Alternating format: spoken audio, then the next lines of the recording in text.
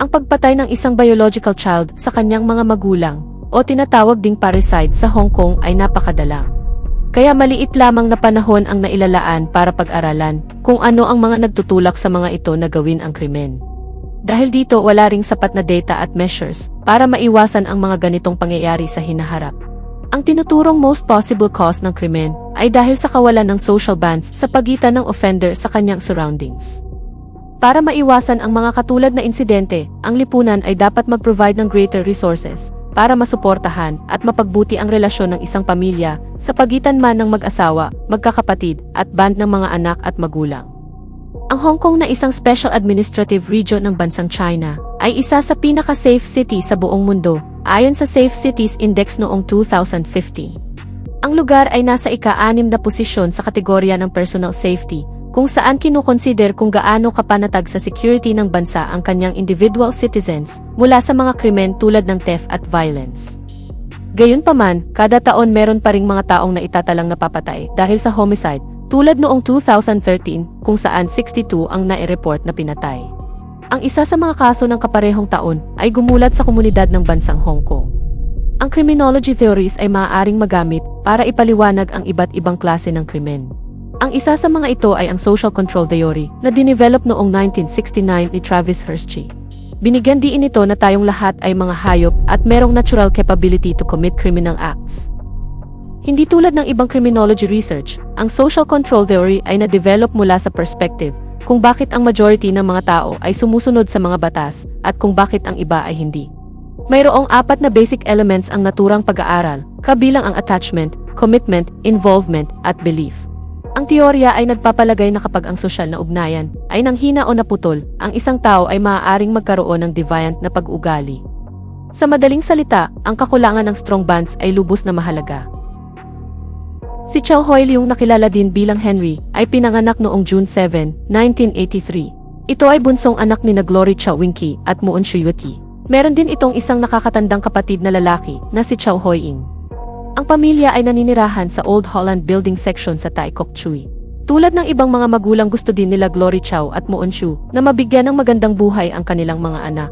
Ginawa ng mag-asawa ang lahat para maihanda ang magkapatid sa mga hamon ng buhay, tulad ng pag-aaral ng mga ito sa isang prestihiyosong private school. Ang mag-asawa ay nagsimulang mag-invest sa real estate, kung saan bumibili sila ng mga apartment, saka ibebenta ang mga ito sa mas mahal na presyo. Dahil sa galing ng dalawa sa real estate, nakapag-purchase sila ng ilang apartment sa city at nagkaroon ng komportableng buhay. Ang pagkakaroon ng good education at academic success ng mga anak ay napakahalaga din sa mag-asawa. Habang ang kuya nitong si Hoi Ing ay masunurin at mabait, ang bunso naman ay walang dinulot sa mag-asawa, kundi sakit ng ulo.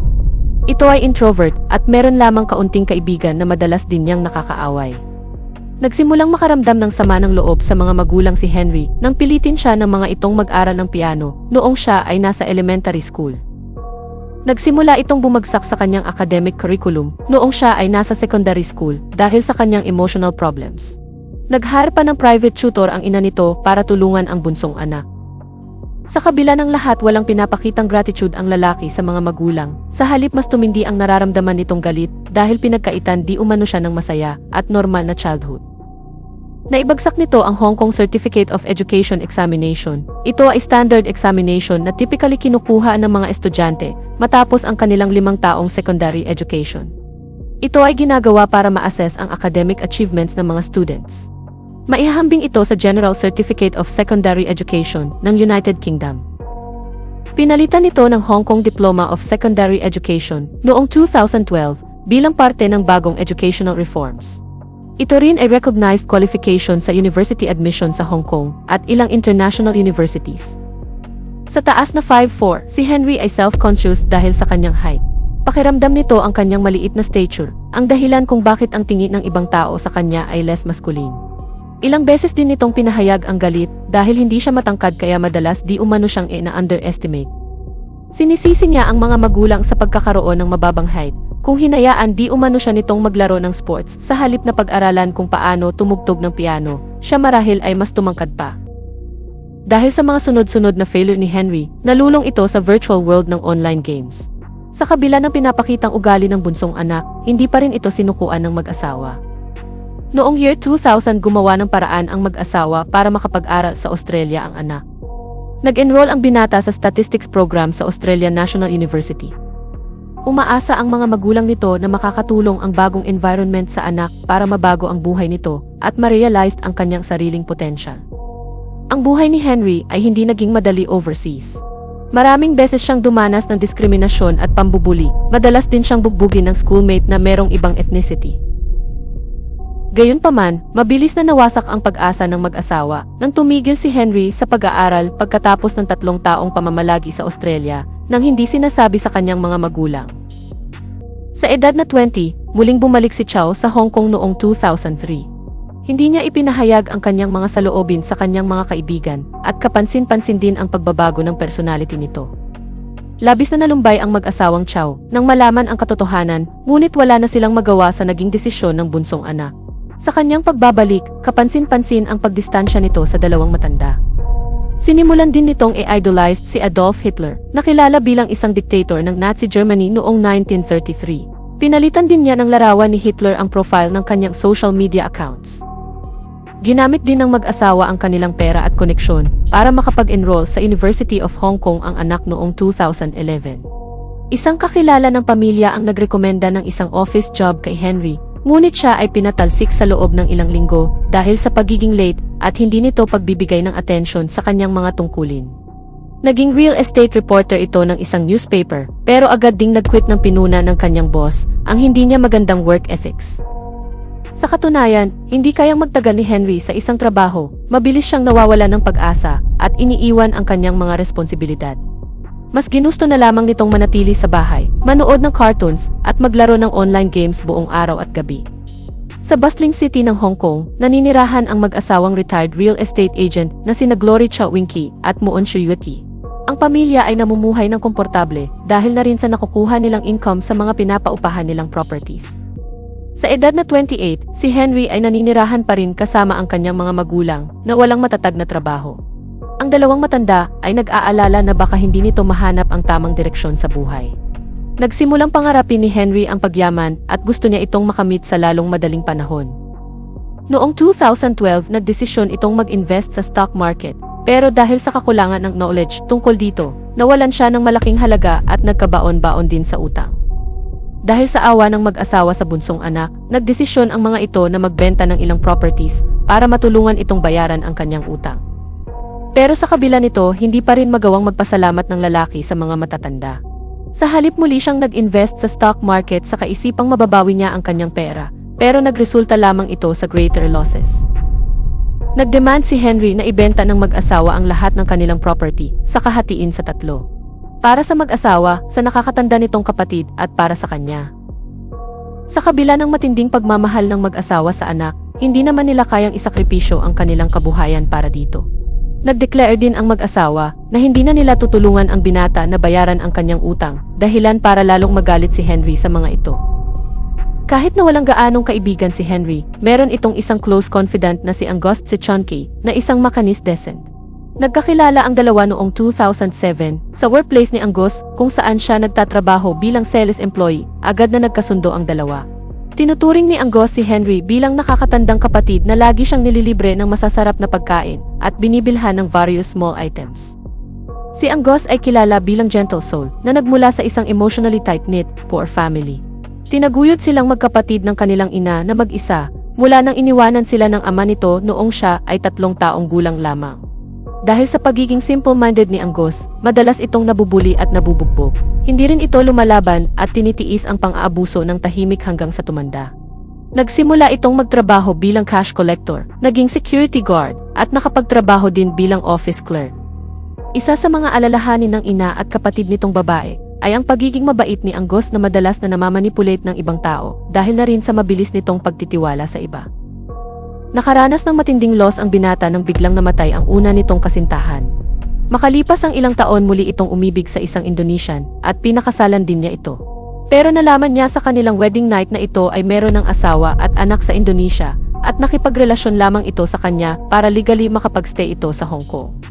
Dahil sa sunod-sunod na pagkabigo sa pag-ibig, nagdesisyon ang binata na pumunta sa New Zealand at umaasang dito na niya makikita ang babaeng para sa kanya. Unfortunately, nakakilala ito ng babaeng pinirahan lamang siya at agad siyang iniwanan nang wala na siyang maibigay dito. Heartbroken at walang pera, nagdesisyon si Angus na muling bumalik sa Hong Kong noong 2010. Sa kanyang pagbabalik, nahirapan na itong makamove on at 3 beses itong nagtangkang kitlin ang sariling buhay. Sinubukan itong sunugin ang kanilang bahay, habang siya ay nasa loob, uminom din ito ng rat poison at mercury. Sa kabutihang palad maagang umuwi ang kapatid nitong babae at agad siyang naisugod sa hospital. Pero dahil sa kanyang mga ininom na poisonous substances, nagkaroon ito ng permanent brain damage at ng poor memory. Natagpuan ni Henry at Angus ang kapanatagan sa kumpanya ng isa't isa. Nakatanggap din ng simpatsya si Henry mula sa kaibigan, kinukundina nito ang sinasabing overly harsh at unfair na pagtrato ng mga magulang ni Henry. Hindi rin ito maintindihan kung bakit di umano inabandunan ng mag-asawa ang anak sa pinakamahirap na parte ng buhay nito. Deserve din umano ng lalaki ang mas magandang buhay at makakamit lamang ito ni Henry kung mawawala sa picture ang dalawang matanda. Noong March 7, 2013, maagang pumunta ang magkapatid na sina Hoi Ying at Hoi Leung sa Hong Kong Police Station para i-report ang mga magulang bilang missing person. Ayon sa panganay na si Hoi Ying, noong umaga ng March 1, nagpaalam siya sa mga magulang para pumasok sa trabaho, at nang umuwi siya kinahapunan ng kaparehong araw, hindi na niya makita ang dalawa. Sinubukan din niyang tawagan ang mga ito pero naka-off na ang phone nila. Tinawagan din niya ang bunsong kapatid, hoping na alam ng lalaki kung nasaan ang mga ito. Ayon dito ang mga magulang di umano ay pumunta sa mainland China, at baka nakalimutan lamang na magpaalam sa panganay. Initially hindi binigyan ng binata ng ibang kahulugan ang pag-alis ng mga magulang ng walang pasabi, pero nang lumipas ang mga araw na hindi pa rin niya ito makontak, sinimulan na ng lalaki ang sariling investigasyon. Nang suriin nito ang silid ng mag-asawa, doon niya napansin na ang mga gamit na kadalasang dinadala ng mga ito sa trip ay nandoon pa rin, tulad ng luggage. Gumawa din ng Facebook page ang magkapatid na merong title na Parent Missing. Dito sila humingi ng tulong sa kanilang mga kamag-anak, kaibigan at sa publiko para sa anumang impormasyong maitutulong para mahanap nila ang nawawalang mga magulang. Noong March 12, 2013, 5 araw matapos mag-file ng missing person report ang magkapatid, napag-alaman ng mga pulis na walang departure records ang kanilang mga magulang. Patunay na hindi lumabas ng Hong Kong ang mag-asawa. Dahil nawawalan na ng pag-asa ang magkapatid kinabukasan March 13, 2003, nilapitan ng panganay na si Hoi Leung ang Apple Daily. Ito ay isang Chinese language newspaper sa Hong Kong, nakilala sa kanilang mga sensational headlines, paparazzi photographs, at pro-democracy and anti-CCP editorial position. Ibinahagi ng magkapatid ang istorya ng nawawala nilang magulang sa pamamagitan ng video interview. Si Henry ay humarap sa kamera na kalmado at minsan ding nagbiro.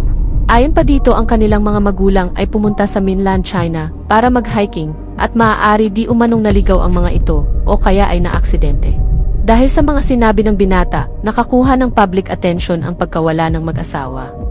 Nagpaunlak din ng panayam sa media si Henry tungkol sa pagkawala ng mga magulang nito. Hakbang na inisip ng karamihan na paraan ng binata para mas maraming makaalam sa kanilang struggle na maaring mag-lead sa pagkakahanap sa mga ito. Pinaalam ng lalaki na nawalan sila ng kontak sa mga magulang simula pa noong March 2. Pinatawag din ng mga pulis ang magkapatid para sa ilan pang karagdagang katanungan. Naging interesado ang mga pulis particularly kay Henry dahil habang ito ay ini-interrogate, patuloy lamang nitong ginagamit ang kanyang phone. Kinagabihan isa sa mga kaibigan ni Henry ang nagpaalam sa mga pulis na habang ito ay niko-question, ang binata naman ay nagko-confess na sa kanilang WhatsApp group chat. Agad na rumesponde ang mga pulis sa impormasyong natanggap at inaresto ang 29 years old na si Henry Chow Hoi Leung at ang kaibigan nitong si Angus Si Chun Ki na 36 years old. Nang naaresto, initially tinanggi ng dalawa ang involvement sa krimen, pero during police interrogation ang mga ito ay naglantad ng isang kagulat-gulat na pangyayari. Noong March 1, hinikayat ni Henry ang mga magulang na pumunta sa bagong flat ni Angus. Ayon pa dito ang mga paperworks ay tapos na, pero ang lugar ay kailangan pa rin linisin. Dahil sa kaisipan na ang sitwasyon ay makakatulong kay Henry na maging independent at responsable, pinuntahan ng mga ito ang binigay na address ng anak. Ayon sa investigasyon, masaya at unsuspected na pumunta ang mag-asawa, kahit tumambad sa mga ito ang sira-sirang apartment ni Angus. Nang nakapasok sa loob ng apartment ang mga ito, agad di umanong inatake ni Angus ang ginang mula sa likod, tinakpan ng palad ang bibig nito, saka ito ginilitan sa lieg. Inatake naman ni Henry ang nabiglang ama, sinubukan nitong saksakin ang lalaki, pero agad itong nakaiwas, kaya tinulungan di umano ito ni Angus na ma-overpower ang matandang lalaki. Dahil sa pangyayari, sinasabing aksidente rin itong nasugatan si Henry. Agad itong sinugod ni Angus sa hospital, kung saan nagtamo ito ng 11 stitches sa kanyang sugat. Nang makabalik sa unit, nagsimula ng magplano ang dalawa kung paano nila i-dispose ang katawan ng dalawang matanda. Umamin din si Chow na inundayan niya ng saksak ang mga magulang, pero iginiit na si Angus di umano ang tumapos ng lahat. Napag-alaman din na ang krimen ay nangyari noong March 1, 2013 sa Kok Cheong Section sa Tai Kok Tsui, sa Special Administrative Region ng Hong Kong, ng People's Republic of China. Base na rin sa mga kilos ni Chow, alam ng mga pulis na meron itong kinalaman sa crime, kaya hindi na sila nabigla nang nagbago ang statement nito. Inilarawan din ni Chow ang kanyang partisipasyon ay sa pagpatay lamang, at si Angus naman ang involved sa pag-dismember ng katawan ng dalawang matanda. Ayon pa kay Henry, initially sinubukan di umano ni Angus na itago ang mga remain sa pamamagitan ng paglalagay sa mga ito sa loob ng bricks sa katatabunan ng semento at buhangin. Pero nakaisip di umano ito ng mas madaling paraan, ang pagluto sa mga karne, para magmukhang char siu o barbecue pork. Ang malalaking parte naman ng katawan ay sinasabing plano nitong itapon sa dagat. Muling bumalik si Henry sa flat ng kaibigan, 4 na araw matapos ang karumal-dumal na krimen. Naabutan na di umano niya na ang katawan ng kanyang mga magulang, na putol-putol na, merong asin, at nakastore na sa loob ng refrigerator. Sa magkahiwalay na interogasyon, mariin namang tinanggi ni Angus na bahagi siya ng pagpaplano ng krimen. Tinakot di umano siya nito na sasaktan ang kanyang nanay pag hindi sumunod sa kanyang gusto. Sinalaysay din nito ang pangyayari ayon sa kanyang pagkakatanda at iginiit din nito na si Henry ang pumatay sa matandang lalaki. Isa sa mga kinonsider ng dalawang gawin ay itago ang remains ng matatanda sa pamamagitan ng pagtatayo ng wall sa pagitan ng kusina at living room sa apartment ni Angus, pero ito di umano ay masyadong complex ayon kay Henry at posibleng pagsimula ng suspicions.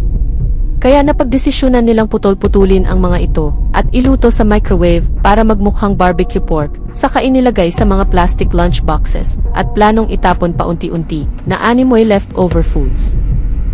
Ang ulo ng dalawa ay nilagay din nila sa dalawang magkahiwalay na refrigerator at ang iba pang parte ng katawan ay sinilid nila sa sako na merong buhangin saka tinapon sa malapit na ferry terminal. Ilang parte rin ng katawan ang natagpuan sa basurahan na nasa labas ng residential building. Sa ginawang pagsusuri sa tahanan ng mga Chow, natagpuan ng mga pulis ang shopping list. Nakasulat dito ang pork knives, fruit knives, hammers, bleach, rice cookers, microwave, at refrigerator. Isa pang note ang natagpuan ng mga otoridad, kung saan merong heading na Plan B. Nakatala dito ang chilling details tulad ng cut skin, cut organs, blood taking, at hair shaving. Ayon din sa listahan ni Chow, naniniwala ang mga pulis na umabot ng 3 araw ang pagdismember sa katawan ng mag-asawa at ang mga ito rin ay hinati-hati sa 20 piraso. Natagpuan din sa history search sa computer nito ang blood-taking methods patungkol sa krimen. Sinabi rin ni Chow sa psychiatrist na nag-evaluate dito na 30 days niyang pinakinggan ang piano piece ni Alexander Scriabin na may title na Vers la Flamme bago nito sinakatuparan ang plano. Sinisisi niya ang kanyang kabiguan sa kanyang mga magulang at sinabing siya ay marireborn kung mamamatay ang mga ito. Inamin din nito na pinlano niya ang krimen sa loob ng 6 na buwan. Umabot ng 9 na oras ang interrogation sa magkaibigan at na-detain sa loob ng 40 hours bago tuluyang kinasuhan ng preventing the lawful burial at 2 counts of murder. Ito ang pinaka-serious crime laban sa person ordinance in Hong Kong criminal law. Nahaharap ang dalawa sa mandatory sentence na life imprisonment kapag napatunayang guilty. Ayon sa investigasyon, pinatay ng lalaki ang kanyang mga magulang dahil ayaw na ng mga itong sustentuhan ang maluhong buhay ng bunsong anak.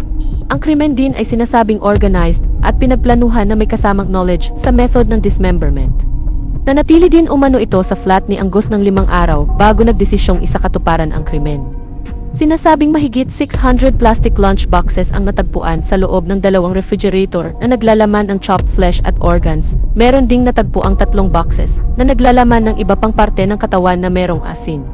Isang pathologist din ang nag-reassembled ng mga nadiskobring body parts. Ilang parte rin ng mga ito ay hindi na natagpuan. Ayon sa sinumiting autopsy, ang dalawa ay nagtamo ng multiple stab wounds sa kanilang dibdib at lieg bago ang mga ito pinagputol-putol. Hindi na rin matukoy ang cause of death ng dalawang matanda dahil na rin sa gruesome state ng kanilang katawan. Noong March 15, 2013, sinimula ng mga otoridad ang search sa apartment ni Angus kung saan nila natagpuan ang scene na animoy galing sa isang horror movie. Una nilang nakita ang blood-soaked carpet sa living room, meron din 3 black plastic bag na naglalaman ng buhangin at semento sa kusina. Ang naturang parte rin ng apartment ay animoy makeshift surgical o operating area na merong kompletong chopping board, body bag, ilang lunch boxes, at timba na naglalaman ng nakababad na 7 kutsilyo. Inilarawan ito ng mga pulis bilang slaughterhouse, kung saan ang dugo at flesh ay nagkalat lamang. Nagsisimula na rin sumingaw ang mabahong amoy ng apartment sa kalapit na unit. Natagpuan ng mga pulis ang evidence na nagsasabing ni plano ng dalawa ang krimen ng mag-asawang Chow sa loob ng 6 na buwan. Nakita din sa ilalim ng higaan ng lalaki ang notebook, kung saan naglalaman ito kung paano pagputol-putulin ang katawan, ganun din ang paraan para i-drain ang dugo sa bangkay, gamit ang syringe. Ang naturang notes din ay pinaniniwala ang sulat kamay ni Henry. Nagbunyag sa ilang chilling truth ang security camera footage sa paligid ng apartment. Noong Friday, March 1, 2013 bandang 11 ng umaga, nakita sa CCTV ang pagdating ng mag-asawa sa lobby ng naturang residential building. Nakita rin si Mr. Chow na naglalakad sa likod ng asawa habang nakapamulsa. Ang ginang naman ay naglalakad katabi ang anak na si Henry. Tinungo nila ang 3rd floor kung saan hindi na sila nakita pang muling lumabas. Nagsimula rin di umanong mag-inquire si Henry tungkol sa laman ng bank account ng mga magulang. Sa loob ng 2 linggo habang ang kakilakilabot na detalye ng krimen ay unti-unting nadidiskubre, kinontak ni Henry si Angus ng mahigit 70 times. Ang mga detalye ng pagpatay ay nagdulot ng shockwaves sa buong Hong Kong at sa iba pang lugar. Nabigla ang mga tao sa matinding kalupitan ng krimen at sa katotohanang ginawa ito ng sariling anak ng mga biktima. Ito ay istorya ng family dysfunction, resentment, at tragic consequences ng lifetime pain at isolation. Noong March 15, 2013, isang araw matapos ang interview kay Chow, ito at ang kaibigang si Angus si Chunky ay kinasuhan ng murder ng mag-asawa. Isinumiti sa korte ang mga evidence laban sa mga suspect. Kasama na dito ang confession nito sa isang group chat kung saan sinabi niyang nagawa niya ito dahil sa pagkakaroon ng unhappy childhood. Ang court system ay nagbibigay ng karapatan sa mga akusado na mai-represent ng isang counsel sa trial by jury. Para ang defendants ay malitis ayon sa batas at matrato ng mayroon fundamental fairness. Ang magkaibigan ay nag-plead ng not guilty sa charges. Noong August 4, 2014 sinimulan ang hearing, Hong Kong Special Administrative Region versus Henry Chow Hoi Leung and Angus Chunky. Sabay na dininig ang kaso ng 2 defendants. Nagsimula ang pagliliti sa 2 na merong 7 member ng jury. Makalipas ang 1 linggo, hindi nagtagal humiling ng dismissal ang isa pang jury dahil sa psychological stress. Noong August 13, 2014, pinahayag ni High Court Deputy Judge Michael Stuart Moore na ulitin ang naturang pagdinig na may bago at kompletong jury of 9. Muling sinimulan ang pagdinig noong February 2015. Sa kabuuan ng trial, ginamit ng abogado ni Chow ang basis ng diminished responsibility dahil sa mental instability ng defendant. Binigyan diin naman ng prosecution ang meticulous planning na ginawa ni Henry at ang multiple confessions nito. Naniniwala ang prosecutors na ang motivation ni Henry sa krimen ay ang matinding galit nito sa mga magulang.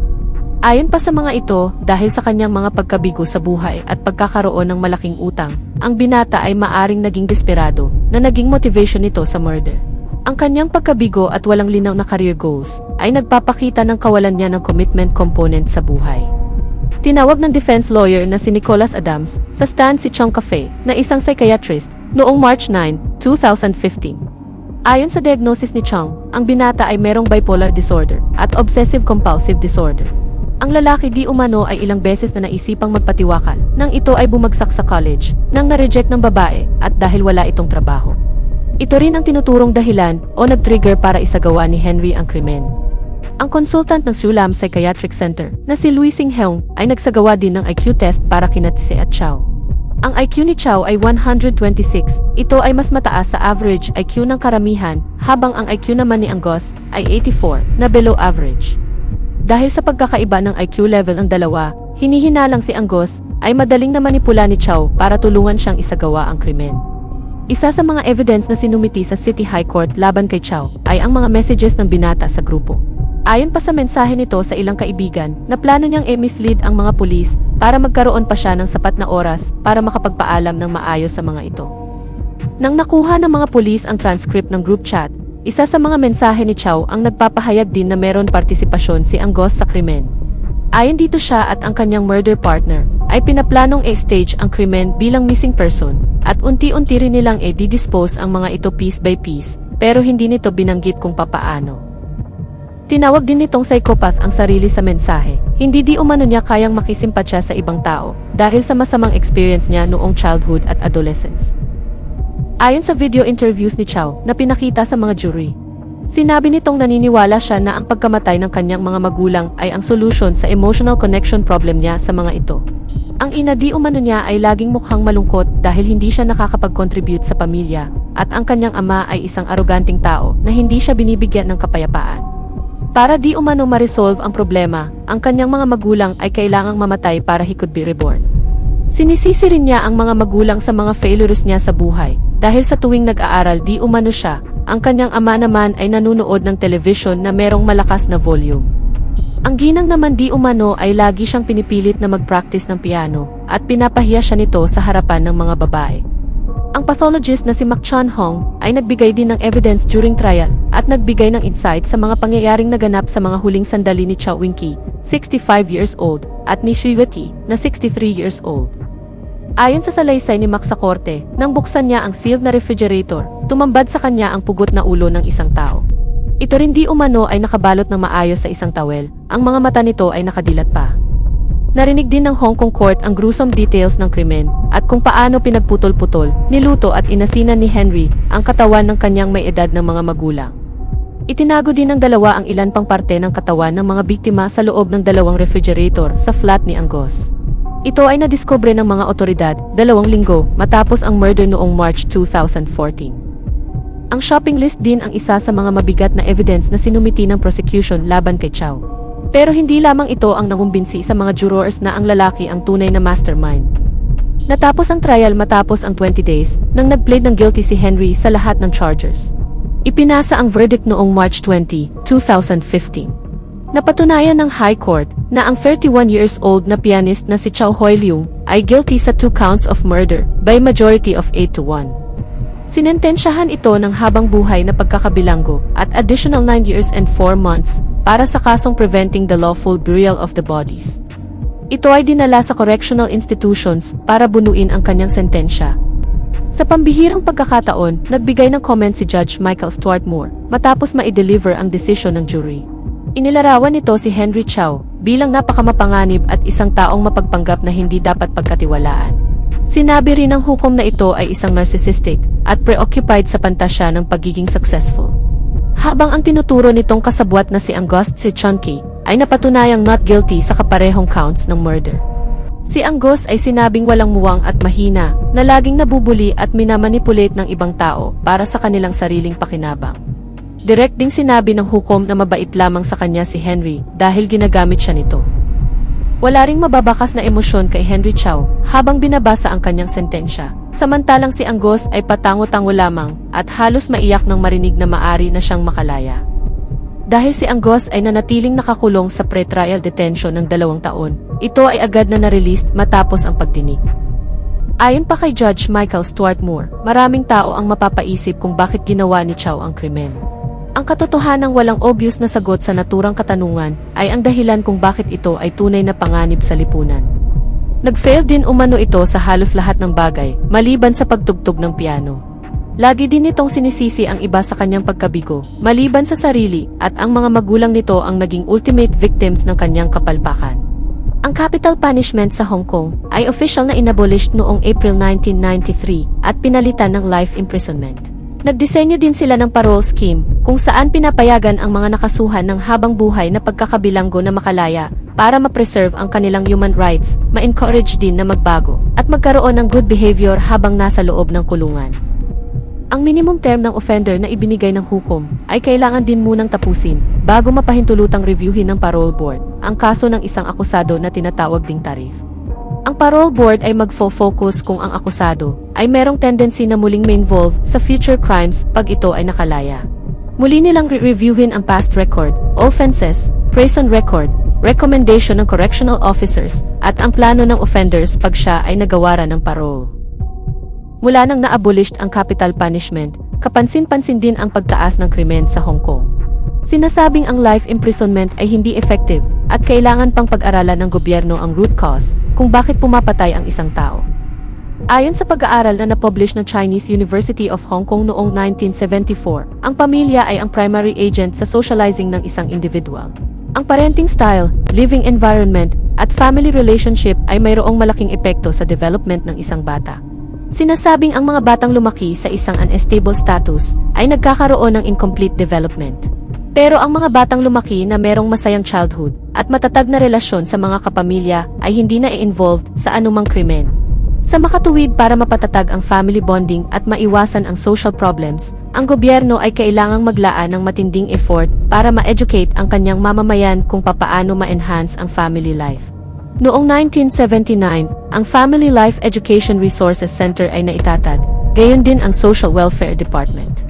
Ang layunin nito ay para magbigay ng suporta sa mga social workers at ma-promote ang family life education na makakatulong na ma-enrich ang family life at maiwasan ang mga krimen na mangyari. Ang mag-asawa ay napag-alamang umattend din sa ilang seminars para matutunan na hindi nila dapat ipagawa sa anak ang hindi nito gustong gawin. Sa halip ay kailangan nilang pakinggan ang saloobin ng mga ito at subukan silang intindihin. Hindi rin napansin ng mag-asawa ang mga red flag sa anak, tulad ng pagkakaroon ng anti-social behavior. Hindi rin sila aware na posibleng ang kanilang parenting style ay nakakasakit na kay Henry. Mahirap din tanggapin para sa mga old generation couple ang posibilidad na mali ang pagpapalaking ginawa nila sa mga anak na maaring nag-contribute sa hindi nito magandang buhay. Karamihan din sa mga mag-asawang lumaki sa Chinese tradition ay nahihiyang humingi ng tulong sa mga ganitong klase ng family problem. Ang pangyayari ay nag-iwan ng horror at haunting memories sa karamihan ng residente ng residential building. Karamihan din sa mga ito ay lumipat dahil sa paniniwalang ang naturang gusali ay sinumpa, merong bad feng shui at haunted. Noong October 2017, ang abandonadong building ay na-demolished. Masasabi bang ang krimen ay nangyari dahil na rin sa kontribusyon ng strict at mataas na standard ng mag-asawa para sa achievement ng anak, at ang nabuong resentment ni Henry para sa mga ito dahil sa patuloy na pamimilit sa kanyang gawin ang mga bagay na hindi nito gusto?